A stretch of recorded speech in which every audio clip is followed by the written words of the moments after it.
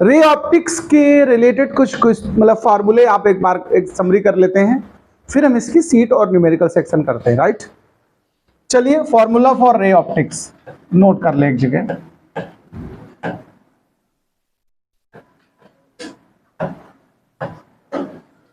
Ray optics के एक साथ हम पूरे लिखा दे रहे हैं जितने पॉसिबल हैं।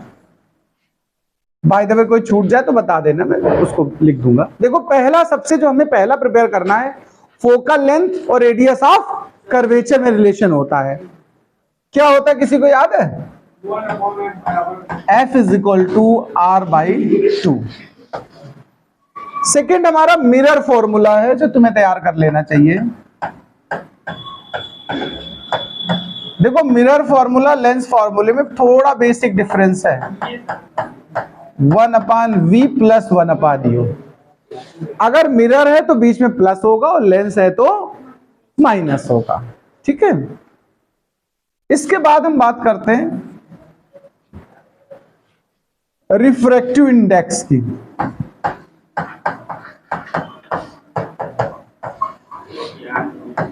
रिफ्रैक्टिव इंडेक्स को एक तो हम लोग स्नेल्स लॉ से लिखते हैं, n is equal to sine i by sine r. But एक और होता है स्पीड ऑफ लाइट का रेशियो c/v, या दोनों ही मीडियम हो तो फिर v1/v2। ये रिफ्रैक्टिव इंडेक्स के लिए रहेंगे। इसी को स्नेल्स लॉ भी कहते हैं, इसलिए यहीं पर लिख लो, दोबारा नहीं लिखना पड़ेगा स्नेल्स लॉ। एक बात समझ लेना, रिफ्रैक्टिव इंडेक्स में थोड़ा सा ज्यादा कॉन्सेप्ट ध्यान रखिएगा। रिफ्रैक्शन आपके लिए ज्यादा इंपॉर्टेंट है रिफ्लेक्शन के कंपैरिजन में। देखिए जैसे कभी ANG लिखा हो या मैं यूज करता हूं फार्मूलों में, तो इसका सेंस क्या होता है? रिफ्रैक्टिव इंडेक्स ऑफ ग्लास है ये, refractive index of glass with respect to air. इसलिए बता दिया जिससे इस तरह, अब जैसे WNG का भी बनाना है मुझे और हमें ANG और ANW गिवन हुआ करेगा, तो हम लोग इस तरह से रेशियो बनाएंगे। ये ग्लास का एयर के रिस्पेक्ट में है और ये वाटर का एयर के रिस्पेक्ट में है, और इन दोनों को डिवाइड कर दोगे तो वाटर का निकल आएगा, उसका ग्लास का निकल आएगा वाटर के रिस्पेक्ट में, ठीक है। ये याद करना तुम्हें फॉर्मूला है। अच्छा एक मैंने कराया था कोई रियल डेप्थ अपेरेंट डेप्थ वाला कराया था, रिफ्रैक्टिव इंडेक्स के टर्म में था real depth by apparent depth. याद कर लो इस बात को।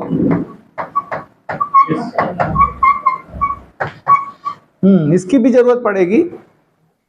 एक और फॉर्मूला उठाते हैं, बहुत है फार्मूले मेरे पास, थोड़े बहुत कराएंगे, थोड़े छुड़वा देंगे। देखो अरे पूरे करा देंगे, परेशान ना हो। अब हम बात करते हैं अगले स्टेप पे, जैसे लेंस फॉर्मूला उसका क्रिटिकल एंगल का उठा लेते हैं। क्रिटिकल एंगल, क्रिटिकल एंगल का देखो फॉर्मूला आपको याद होगा, n is equal to 1/sin IC। IC यहां पर क्रिटिकल एंगल है और n हमारा रिफ्रैक्टिव इंडेक्स है।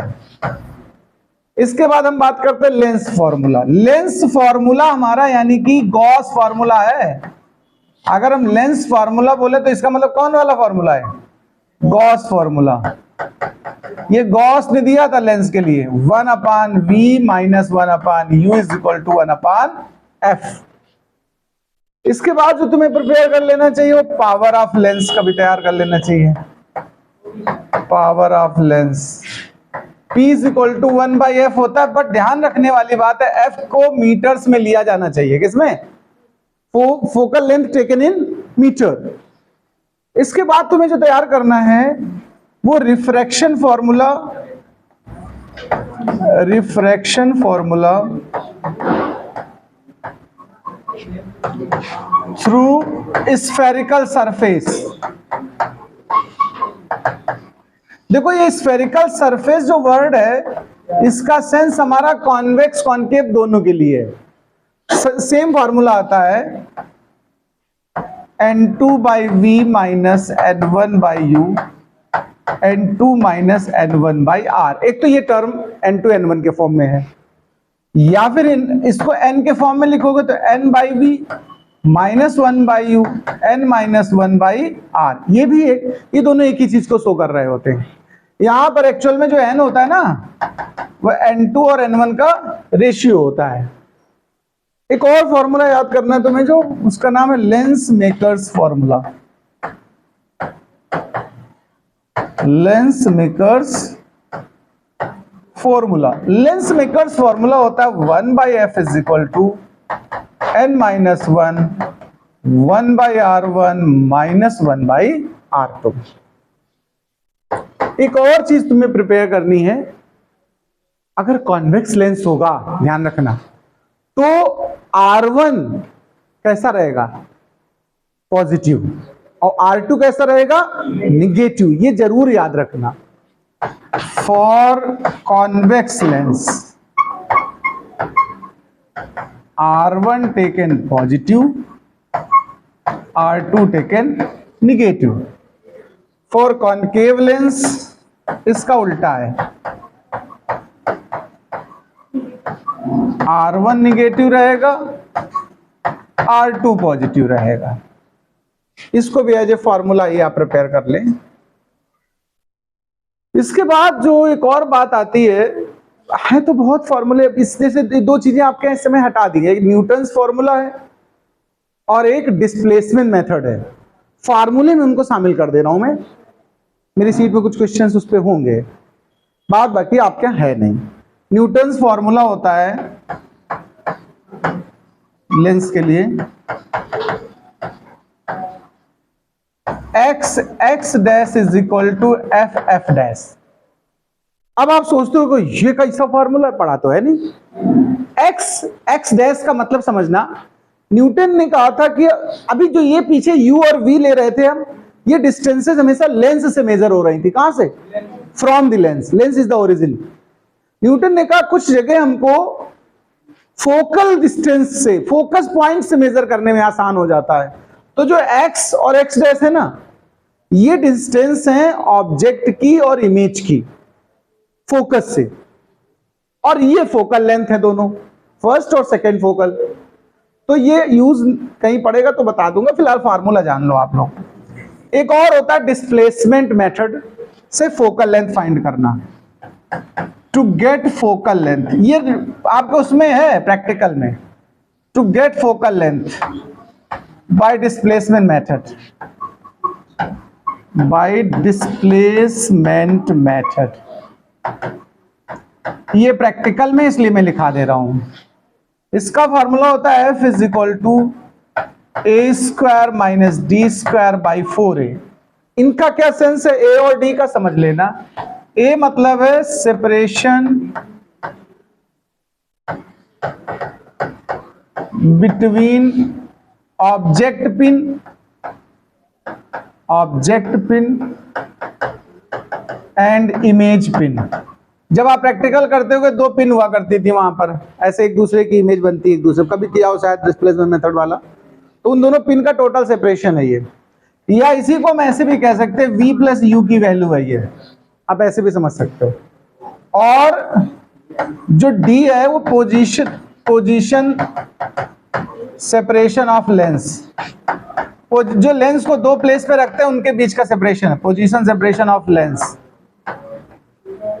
इसी को हम ऐसे भी कह सकते हैं v माइनस यू। अच्छा, इसमें एक चीज और आती है डिस्प्लेसमेंट में भी, साइज ऑफ ऑब्जेक्ट अगर पूछ दे, उसको ओ डैश लिखते हैं, वो रूट होता है I dash multiplied by I double dash. ये आई डैश क्या है? फर्स्ट इमेज का साइज है। आई डबल डैश क्या है? सेकेंड टाइम जो इमेज बनती है उसकी वैल्यू है। इतने नोट करो जरा, देखिए और लिख लीजिए, कुछ और फॉर्मूले हमारे पास हैं। जैसे हम बात करें लीनियर मैग्निफिकेशन का, पढ़ा होगा आप लोगों ने। लीनियर मैग्निफिकेशन होता है हमारा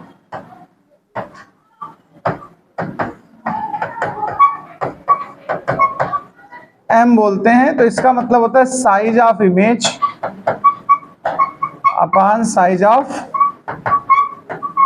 ऑब्जेक्ट। यानी अगर इमेज को i से रिप्रेजेंट कर दो, ऑब्जेक्ट के साइज को o से रिप्रेजेंट कर दो। या फिर एक और तरीका है, v और u का रेशियो। v क्या है? Image distance from the lens, और u क्या है हमारा? Object distance from the lens. तो ये भी यूज होगा। एक और बात सुन लो, कभी अगर कंबाइंड लेंस हो, उसकी फोकस दूरी, उसकी पावर और उसका लीनियर मैग्निफिकेशन कंबाइंड का, मैं उसकी बात करता हूं। Focal length of combined, focal length of combination कह सकते हो, कंबाइंड लेंस कह सकते हो। तो देखो, जब कॉम्बिनेशन की बात करेंगे हम लोग, तो हम फॉर्मूला यूज करेंगे 1/f is equal to 1/f1 plus 1/f2। और अगर पावर की बात करें कंबाइंड, तो P इज इक्वल टू लिख देंगे P1 प्लस P2। और मैग्निफिकेशन अगर करना हो तुम्हें कंबाइंड में, तो मल्टीप्लाई होगा M is equal to M1 M2 या जितने भी हो, मतलब आगे और भी आप लेंसेज यूज कर सकते हो। एक और बात कर लेते हैं, बहुत फार्मूले होते हैं अपने पास, तो रे ऑप्टिक्स एक साथ लिखा दे रहे हैं इसलिए थोड़ा ज्यादा लग रहे होंगे तुम्हें। इसके बाद हम जैसे प्रिज्म का एक कॉन्सेप्ट सिखाया हमने आपको। प्रिज्म का रिफ्रैक्टिव इंडेक्स निकालने के लिए क्या करते हैं, देखो, रिफ्रैक्टिव इंडेक्स ऑफ प्रिज्म,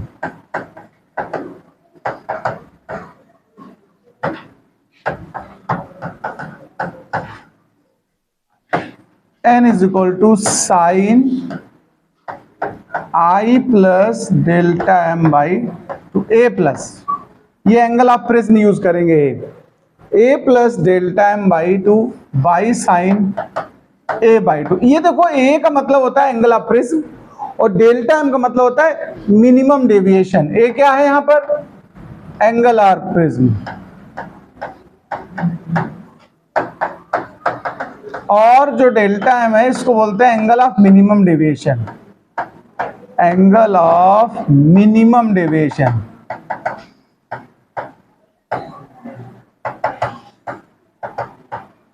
ये हमारा रिफ्रैक्टिव इंडेक्स के लिए होगा।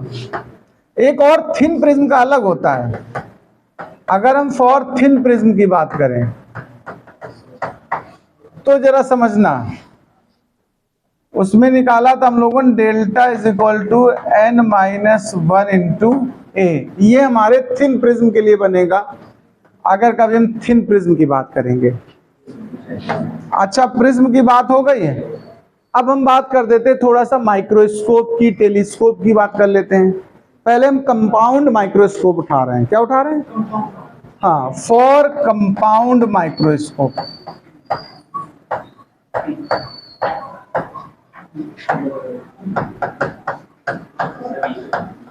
अच्छा चलो ये नोट कर लो, फिर आगे बताते हैं। देखिए, हम कंपाउंड माइक्रोस्कोप का जब फॉर्मूला लिखने वाले हैं तो इसमें देखो हम कैसे लिखेंगे, बात को थोड़ा समझना। एक तो हम बता दें आपको, सबसे पहले जनरल फॉर्मूला लिख लीजिए।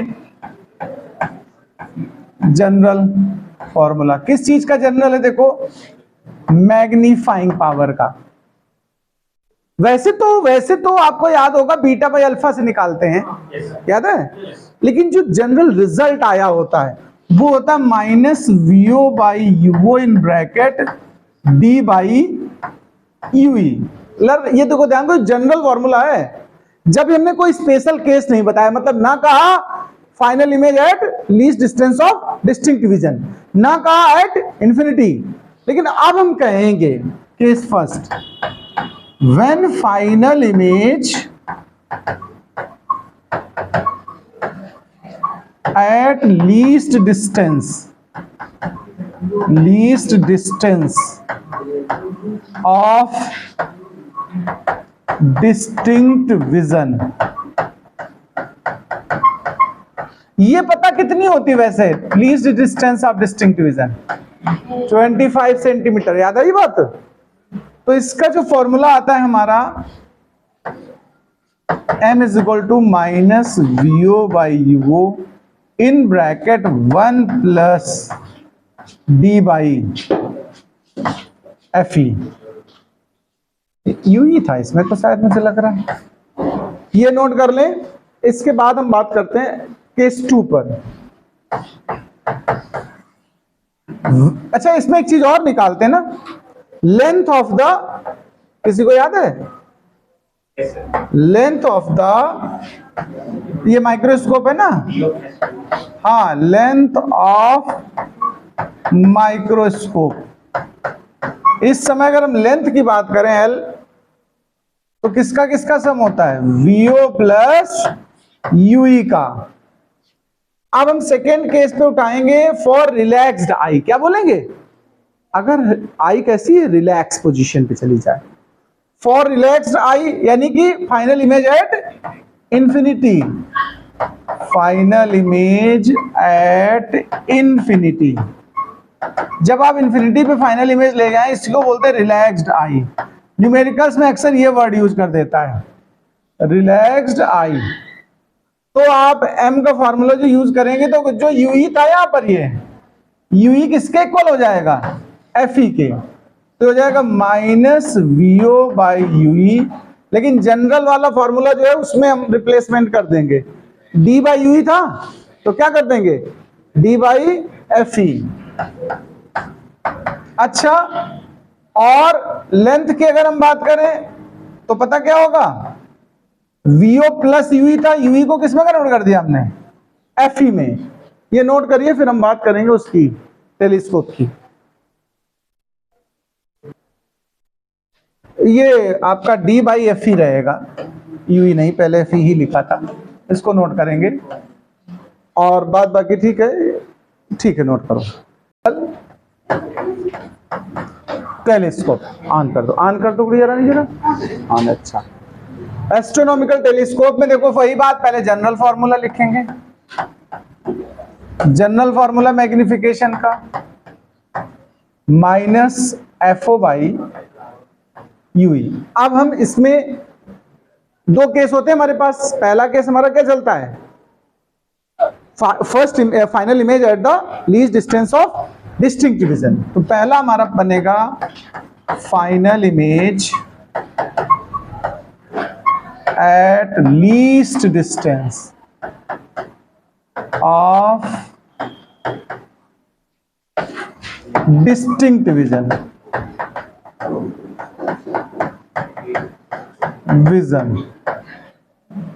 m is equal to minus fo by fe in bracket 1 plus fe by d।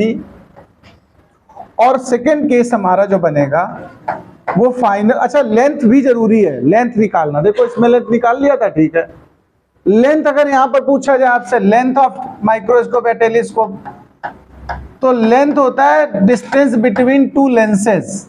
तो यहां पर अगर लेंथ की बात पूछी जाए आपसे, तो आप किसका किसका सम करेंगे? एफओ प्लस यूई का सम करेंगे। और दूसरा वाला हम उठाएंगे जो फाइनल इमेज एट इंफिनिटी। क्या कहेंगे हम लोग? Final image at infinity. इसमें जो m बनेगा वो हमारा बनेगा माइनस एफओ बाई एफ ई, और यहां जो लेंथ बनेगा वो एफओ प्लस एफ ई बनेगा। इसको नोट कर लें। देखिए, limit of resolution of telescope microscope अगर पूछा जाए, वैसे ही अब नहीं आते हैं ज्यादातर, बट लिख लो फार्मूला। लिमिट ऑफ रिजोल्यूशन पहले किसका है? टेलीस्कोप। तो पहले टेलीस्कोप का लिख लो 1.22 लैम्डा बाई डी। ये लैम्डा तो वेवलेंथ समझ ही गए आप लोग। डी होता है aperture of the lens. D क्या है? डायमीटर, एक तरह कह सकते हैं अपर्चर। ऐसे ही आप limit of resolution of microscope,